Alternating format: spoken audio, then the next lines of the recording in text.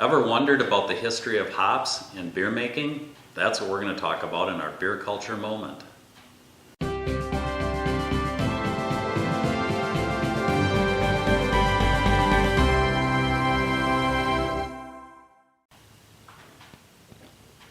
Prior to the Middle Ages, beer was made with gruit, which was a catch-all term that encompassed a bunch of different herbs. Now, commonly used were ivy and horehound and heather, mugwort, some sweet gale and yarrow, but there were other things that were put in there as well, like berries, cinnamon, mint, just to name a few.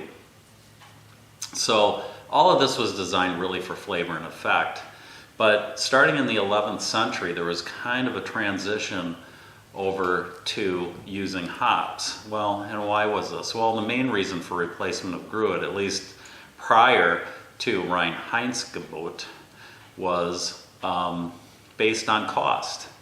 So it was much cheaper to add hops than these strange blends of gruit. So the other thing, and more importantly, is that gruit was being taxed, whereas hops weren't. And lastly, hops were really abundant.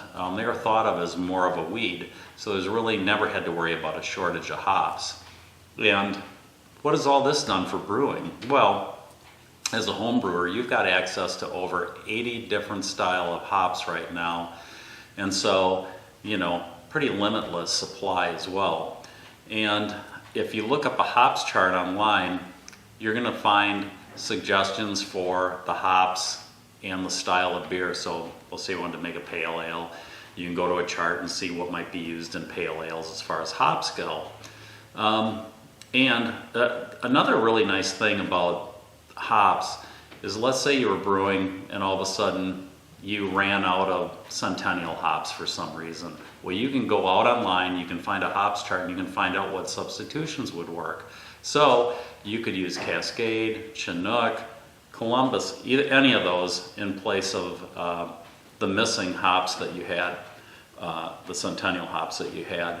Generally, you're going to add these hops initially for your 60-minute boil, because it takes about 60 minutes for your initial hops to get the alpha acids out, and that basically tempers that sweetness. And then you may add another set of hops later, not always, but usually there's a second set of hops that goes in, and that's really more of an aromatic that you're looking for. It gives you the smell that you're looking for with that beer. So, and some people even dry hop. They'll throw hops in their secondary to get a more IPA type hoppy beer. So, hops are here to stay. Chances are you're not going to put gruit in your wort to make beer, and that's a very good thing.